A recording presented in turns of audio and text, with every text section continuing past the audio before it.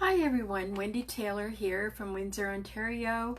One more time, I'm excited to be with you, and I've got a little message for you tonight, something that I'd like to share. You know, have any of you ever been treated unfairly, or people have been really cruel or unfair with you? I can say that I have felt those feelings, and I have had people that have been disrespectful. They have not treated me right, and it's very, very difficult. Well, you know, when things like that happen to us, we have a choice of what we're going to do, whether we are going to retaliate and try to get even with people, or are we going to get into a depression and get very sad and just let this destroy us? Or are we going to let unforgiveness and bitterness set in because somebody has been unfair with us? We have a choice on how we respond when people are unfair with us and when people don't treat us right. But you know, there is one more choice, and that is to trust God, because He has promised to bring good out of every situation if we would only trust Him. You know, He says, "Vengeance is mine, saith the Lord, I will repay."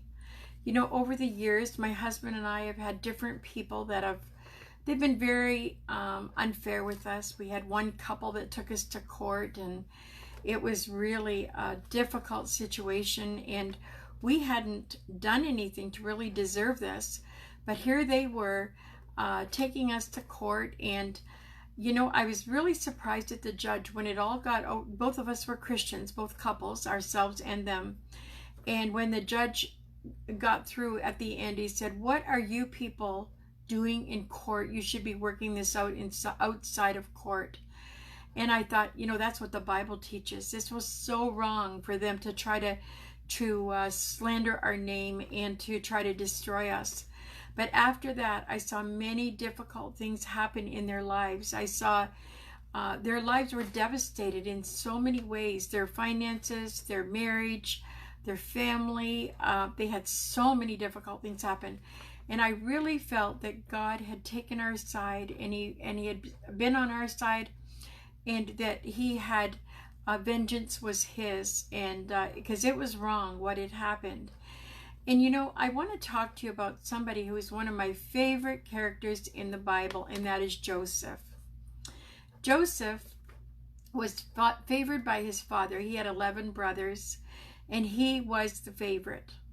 And you know, we used to have these dreams that one day his brothers would be bowing down to him, and he would tell them, and his father made a special coat for him of many colors. And he had Joseph was always, it seemed like he was always talking about what God was going to do in his life. Now, Joseph was a young man. I believe he was maybe 14 or 15 when this story goes on. And he believed that God's favor was on him and that God was going to do great things for him. So Joseph would tell his brothers, and they would get angrier and angrier at him until one day they threw him in a pit, and then they sold him to some Egyptians. Now, as they were traveling through, so these Egyptians took him and they made a slave out of him. And he went and started working for this man who was the head of many servants, and he had slaves, and he was a very wealthy landowner. And because Joseph had such integrity, he was a man of his word. When he said something, he followed through. He worked hard. He did what was right. And because Joseph was that kind of person, he rose to the top. And next thing he knew he was heading up the servants, heading up the slaves in the house, and he was one of the head people. Well, that wasn't the end of Joseph's problems. The wife in the home, she took a liking to Joseph. He was a handsome young man, strong, and she had her eye on him. And so she tried to get him to go to bed with her. And Joseph would no, there's no way Joseph was going to do that. He said, "How could I do that? I would be betraying my master, the man that is looking after me, and he's so good to me. He trusts me. I could never do that." So as he was running from her, she was trying to entrap him. She grabbed his coat and he ran. And when her husband came home that night, she showed him the coat and said, look what Joseph tried to do. He tried to rape me. Well, Joseph, of course this was a huge lie, because Joseph had done the very opposite. He had run from this woman, and because Joseph was a man of integrity. He was a man that he knew that he had to please God first. It didn't matter what she wanted, didn't matter what his flesh wanted, didn't matter. He only wanted to please God, and that's a man of great integrity. Well, what happened was, when the owner found out what Joseph did, what he thought he did, he threw him in jail, where he stayed for 2 years, I believe. And, you know, while Joseph was in jail, the same thing happened. They soon found out he was a man of his word. He was a good man. And so the jailer even had him in charge of the other prisoners. And I'm going to read you 2 verses in Genesis 39, 22 and 23.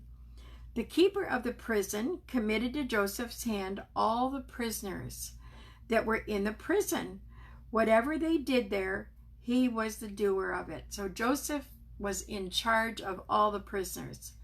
The keeper of the prison looked not to anything that was under his hand, because the Lord was with him, and that which he did, the Lord made it to prosper. So because Joseph was a man of his word, and he was a man of integrity, whatever he did prospered. God blessed him. And you know, I love the definition of integrity. It's what you are doing when nobody is looking. And that was the way Joseph ran his life. He was only concerned about pleasing God and doing what was right. And every time Joseph turned and tried to do something, he would rise to the top. He was prosperous in everything he did. And the story goes on, which I won't get into the whole story tonight. We'll do this maybe next time, but God had many more blessings for Joseph. What he did get released from prison, and some things happened, which I'll share with you later. But I wanted to just share with you how important it is for each of us to have a life of integrity. When we say something, that we will do what we did. I got a call from a lady today who said that there was a certain grant that was given from the government to people when they're working and lost their jobs because of their job. Their job, because of this COVID, they lost their job, so they were given a certain portion. I believe it was $1,000 or $2,000 from the government for the month. And so she said she went and applied for it. She lied about it, told them she had been working. Really, she was a drug addict. And she said, I called them and told them this big lie, and sure enough, I got the money very easily. Well, she couldn't sleep. She could hardly think about what she did. It really troubled her. So she called them back and she said, I must be honest with you.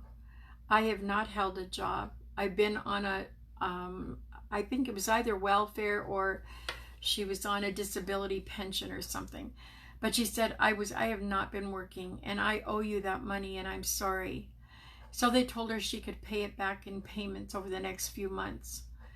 Now, even though this lady has problems with drugs, and she, she's very open and honest about it, there's some integrity in her heart for her to go and admit to the government that I lied to you and I want to pay this back.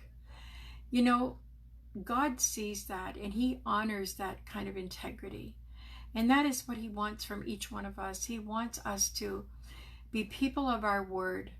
We know of another couple that we have made arrangements different times for them to come over, and there's always an excuse. Always, we can't trust their word. That is kind of sad, because really, we should be people of our word, especially if we are Christians. When we say something, we should always follow through with what we say. And yes, we're going to make mistakes, and yes, we may have to apologize sometimes for what we do, but we need to be people of our word. So I hope this little message tonight encourages somebody. I'd like to read you one closing verse, and that is in Psalm 25:21. And this is about integrity. Let integrity and uprightness preserve me, for I wait on thee. So when we have integrity and we have uprightness, which is just living right, when we have that preserving us, then we can only expect that God is going to prosper us. He's going to take care of us. He'll keep us healthy. He'll do great and mighty things in our life if we do the right thing. But He is watching throughout the earth constantly for people of integrity that follow through on their word. It doesn't mean that you're not going to have any problems or that sad things won't happen in your life, because they do. But you know what? He will be with you through everything. He's promised never to leave you or forsake you. He will just, it doesn't matter what you go through, He will be with you. And but many times you will see things happen in your life, surprises that you were not even expecting. It'll just be the blessing of the Lord because of your integrity. So I hope this to encourage somebody today. And you folks have a wonderful weekend. We are celebrating our 49th wedding anniversary tomorrow, my husband and I. So we're taking a little road trip and just going to spend a little time together this weekend. And if you want to see more of our lives, you can go on YouTube. We have a channel, and you can subscribe and also see the other videos that are on there. And don't forget to like and share if you enjoyed this tonight. And I'm hoping that other people will get something from it as well. Take care, and we'll talk to you soon. Bye-bye.